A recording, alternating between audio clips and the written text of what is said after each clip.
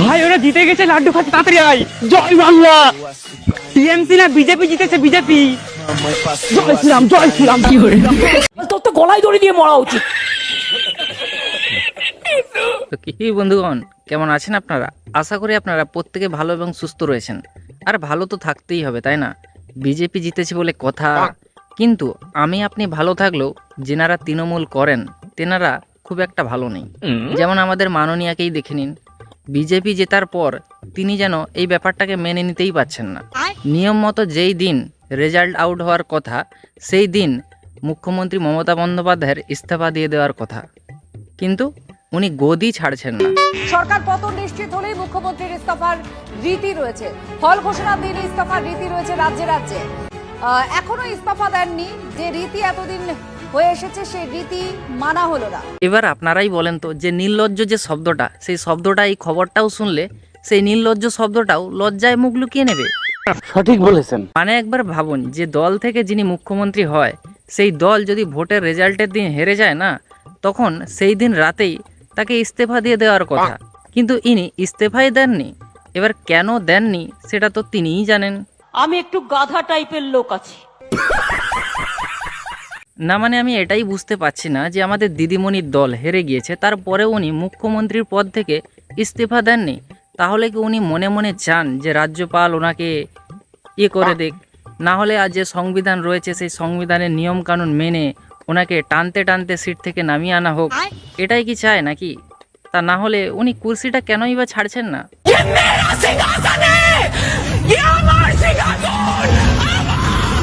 और जिसने भी इसे छूने की कोशिश की और गला के रक्तपात करबो।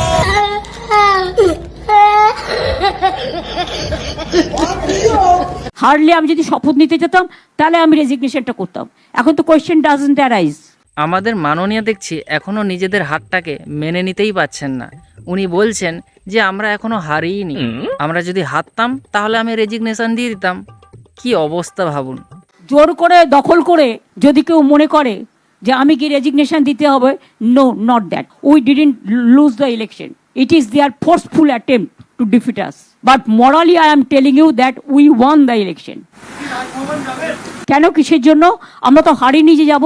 বিপুল সংখ্যক সিটে হেরে গেছে, 100-র গন্ডিটাও পর্যন্ত পার করতে পারেনি টিএমসি, তারপরেও ইনি বলছেন যে আমরা তো হারিনি। আচ্ছা বন্ধুগণ, আপনারাই বলেন তো, টিএমসি হেরেছে কি হারেনি? যদি হেরে থাকে তাহলে প্লিজ আমাদের মাননীয়কে একটু বুঝিয়ে বলুন না, যেন উনি টাইম মতো নিজের রেজিগনেশনটা দিয়ে দেন। কেন এমনটা করছেন? নাকি ক্ষমতা ওনাকে পেয়ে বসেছে, উনি আর ওনার মধ্যে নেই? কোনটা? দিদি তো চলে যাবে, দিদি যাবে না, দিদি থাকবে। দিদিকে এক্স বলার জায়গা নেই, ওটা দিদির স্বেচ্ছা মৃত্যু। আমরা তো হারিনি যে যাব। ভাই, মানুষের দুটো হাত আমরা প্রত্যেকেই জানি, কিন্তু এই তোলামুলিদের না 3টে হাত, ডান হাত, বাঁ হাত, আর একটা হচ্ছে অজু হাত। ওরা এখানে কাউকে না জানিয়ে আমাদের লোক পৌঁছানোর আগে লুকিয়ে স্ট্রং রুম খুলে কাজ করছিল। আমরা এই বিষয়টা হস্তক্ষেপ করি এবং আমরা নজরে আনি, তারপরেও আমাদের ঢুকতে দেওয়া হয়নি। 2026-এর এই বিধানসভার ভোটে যদি তোলামূল জিতে যেত তাহলে ইভিএম মেশিনও ঠিক আছে, লোকতন্ত্র, গণতন্ত্র, নির্বাচন সব কিছু ঠিক আছে। যেহেতু ওনারা হেরে গিয়েছেন সেই জন্য এখন সব বিজেপির দোষ। এরপরে আমরা যখন বসেছিলাম শান্তিপূর্ণভাবে আমাদের কাজ চলছে, কথা চলছে। বিজেপি এসে গন্ডগোল করেছে এবং বিজেপির কিসের জ্বলন? বিজেপির কিসের জ্বলন আপনারা জানেন না? যখন ক্ষমতায় ছিলেন তখন বাংলার মানুষকে শুধু শুধু হয়রানিতে ফেলেছেন, ভুলে গেছেন সেসব কথা? শুধু তাই নয়, বাংলার মানুষকে রীতিমতো ধমকেছেন, চমকেছেন, বড় বড় ডায়লগ দিয়ে হুঁশিয়ারি দিনের পর দিন দিয়েই গেছেন। যে যে এলাকায় এই যে গদ্দার বাংলায় থেকে বাংলার খেয়ে বাংলার পরে বাংলার সরকারের সমস্ত সুযোগ সুবিধা নিয়ে বঙ্গ বিরোধী শক্তি যারা বাংলার অধিকার, বাংলার আত্মসম্মান ধুলোয় লুটিয়ে দিতে চাইছে, তাদের হাত শক্তিশালী করছেন। এদের আমরা চিহ্নিত করে রাখছি। গণতান্ত্রিক এবং আইনি পদ্ধতিতে এদের ব্যবস্থা হবে। বাংলার আত্মসম্মানের কথা বলছে, আসলে বাংলার আত্মসম্মান কারা ধুলোয় মিশিয়ে দিচ্ছে? নিজেদের দলের লোকজনেরা তো বিভিন্ন চুরি চামারি দুর্নীতিতে যুক্ত। আমাদের এই পশ্চিমবঙ্গে কি কি চুরি হয়নি বলুন তো? কয়লা চুরি, বালি চুরি, গরিব মানুষের ঘর আবাসন, পায়খানা চুরি, রাস্তা চুরি, পুকুর চুরি, সবেতেই তো প্রায় চুরি আর চামারি দুর্নীতি করেছেন। সেটা তো গোটা বিশ্বের মানুষ দেখেছে। তাহলে তার বেলা বাংলার আত্মসম্মানে কি আঘাত লাগেনি? আর সেগুলোকে যারা তুলে ধরেছে, মানুষের সামনে এনেছে, তারা বাংলার আত্মসম্মানে আঘাত করছে। নিজেরা যা খুশি তাই করবেন, চুরি চামারি দুর্নীতি, আর অন্যরা সেগুলো তুলে ধরলেই বাংলার আত্মসম্মানে আঘাত করা হয়ে যায়। তেনাদেরকে আবার হুঁশিয়ারি দেওয়া হচ্ছে। এই তো চলছে বাংলায়, তাই তো? নরেন্দ্র মোদী আজকে লিখে রেখে দিন, চতুর্থবারের জন্য মাননীয় মুখ্যমন্ত্রী মমতা বন্দ্যোপাধ্যায় সরকার গড়তে চলেছেন। আরে কুণাল বাবু, আপনার স্বপ্ন তো স্বপ্নই থেকে গেল না। এইবারের ভোটে আপনি যদি কোনো চ্যালেঞ্জ করতেন, যদি মুখ্যমন্ত্রী মমতা বন্দ্যোপাধ্যায় হেরে যায়, আমি মাথাটা নেড়া করে নিয়ে ঘুরবো, খুব মজা পেতাম সত্যি। কানের গোড়ায় দুটো দিলে একদম ঠিক হয়ে যাবে।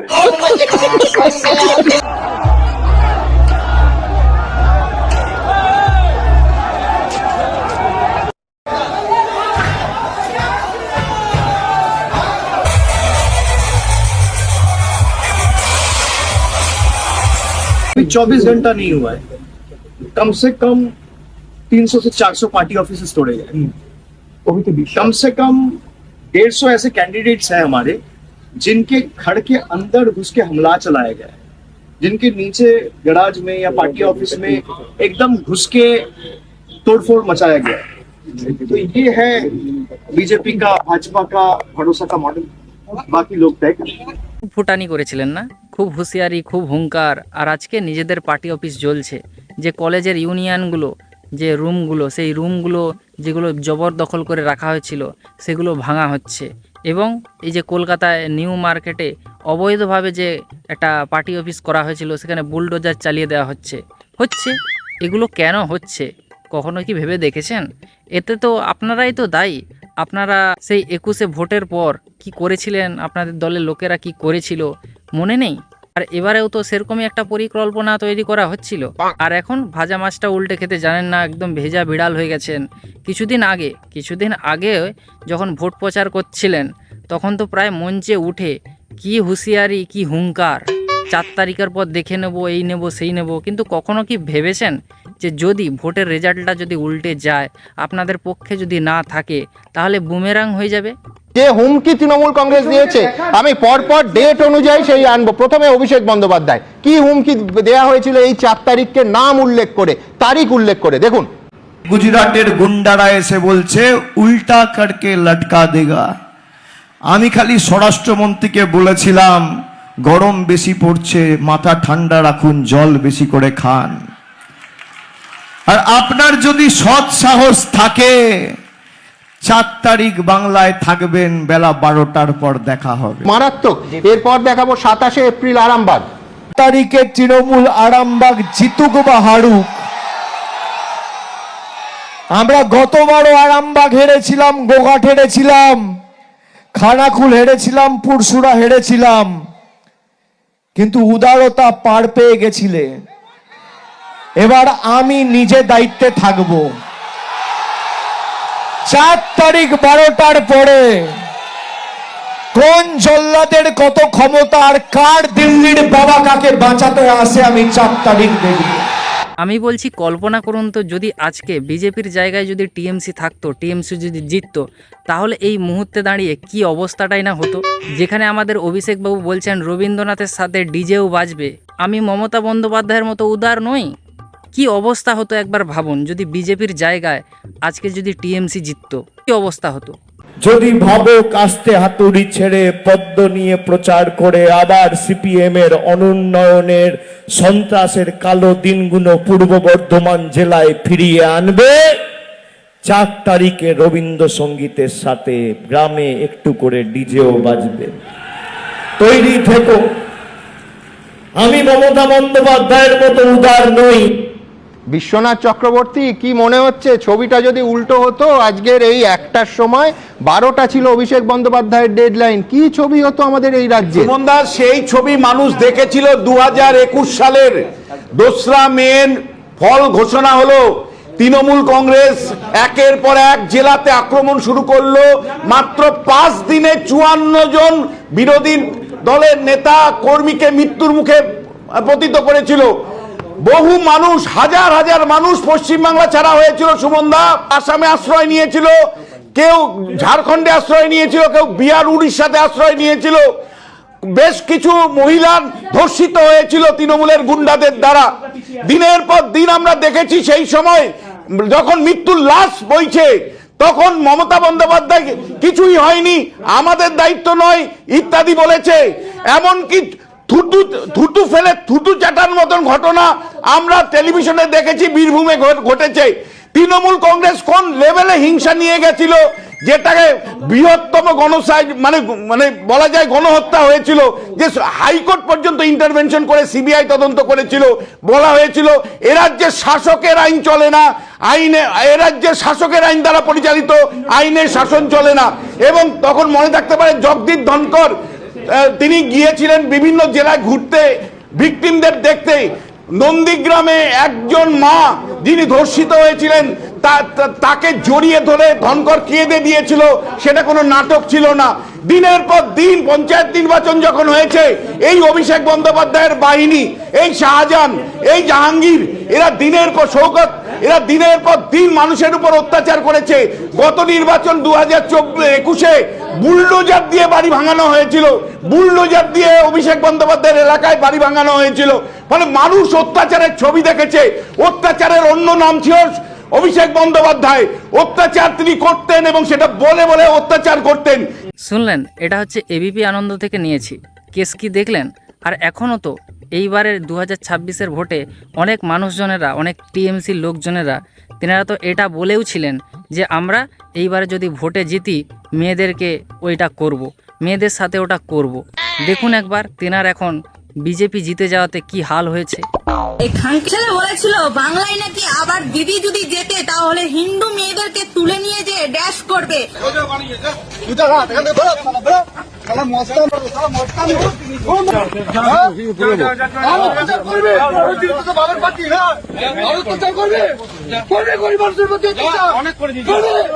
কেস কি দেখলেন? আর এখন যখন বিজেপি জিতে গেছে তখন ওনারা ভাজা মাছটাও উল্টে খেতে জানেন না। ওনারা এখন বলছে আমাদের উপর এই করা হচ্ছে, আমাদের পার্টি অফিস জ্বালিয়ে দেওয়া হচ্ছে, ভেঙে দেওয়া হচ্ছে, হ্যান ত্যান আরও কত কিছু।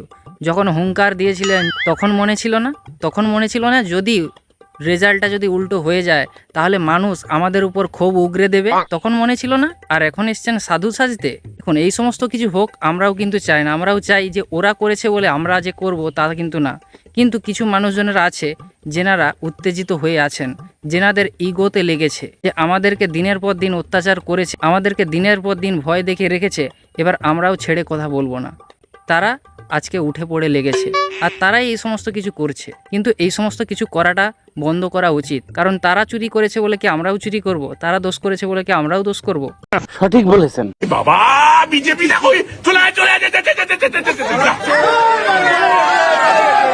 পছন্দ করেন, উনি আমার ফ্যান আমি জানি, কিন্তু বাবার প্রস্তাব শোনা বাবা, তোমার তো চৌঠা মেয়ের পরে কিছুই দেখতে পাচ্ছি না, কিছু তো একটা পড়ো, কোথাও কিছু দেখতে পাচ্ছি না। এ বাবা, ইনি হলেন রাজ চক্রবর্তী, যিনি তোলামূলের প্রার্থী হয়ে ভোটে দাঁড়িয়েছিলেন। ইনি ভোট প্রচারে গিয়ে কিভাবে অঙ্গভঙ্গি করছেন একবার দেখতে পাচ্ছেন। এই রকমই অঙ্গভঙ্গি করে বিজেপির লোকজনেদেরকে খেপিয়ে তুলেছিলেন, আর যার জন্য আজকে হচ্ছে এই ফল। জেতার পর আজকে তৃণমূলের পার্টি অফিস ভাঙচুর হচ্ছে, অনেক কিছু কাণ্ড ঘটছে এদের জন্যই। এরা যদি না উস্কাতো, এইভাবে যদি অঙ্গভঙ্গি না করতো, এমনটা নাও হতে পারতো। তোমরা একটু দাঁড়িয়ে থেকো, ঘন্টা দুয়েকের মধ্যে বিজেপির সব লোকজন কিভাবে পালায় ল্যাজ গুটিয়ে দেখো। আসলে এনারা বোধহয় ওনাদের নেত্রীর কথা শুনেই বসেছিলেন যে সূর্যাস্তের পর ওনারা জিতবেন। আমি বলেছিলাম সূর্যাস্ত পরে আপনারা জিতবেন। 3 রাউন্ড 4 রাউন্ড কাউন্ট হলেও এটা 14 রাউন্ড থেকে 18 রাউন্ড কাউন্ট হয়, তখন আপনারা জিতবেন। আর সেই জন্যই এই রাজ চক্রবর্তী এই ধরনের কথা বোধহয় বলেছিলেন, কিন্তু তারপরে যা হলো আর কি। তোমরা একটু দাঁড়িয়ে থেকো, ঘন্টা দুয়েকের মধ্যে বিজেপির সব লোকজন কিভাবে পালায় ল্যাজ গুটিয়ে দেখো।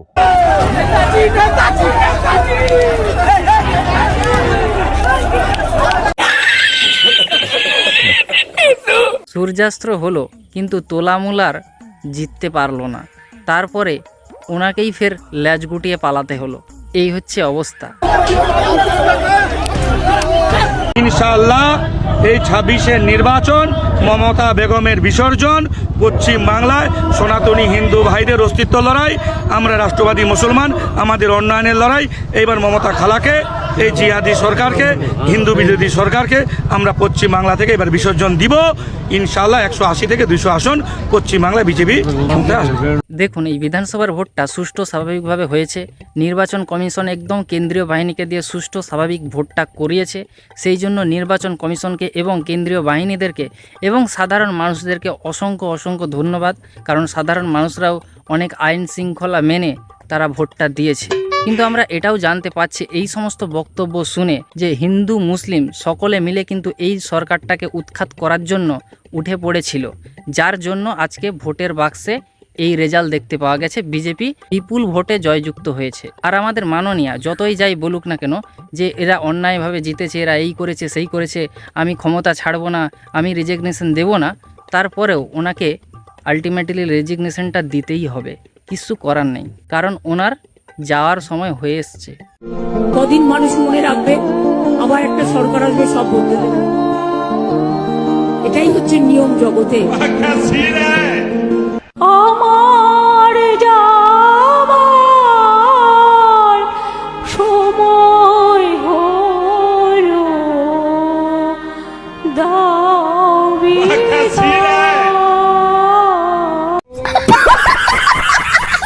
যাই হোক, এবার বিদায় দিন ওনাকে নয় আমাকে, কারণ এই রোদের মধ্যে দেখতে পাচ্ছেন দাঁড়িয়ে দাঁড়িয়ে আমি ভিডিও করছি, গলাটাও শুকিয়ে গেছে বটে, বাড়ির দিকে একটু জল খেতে যেতে হবে।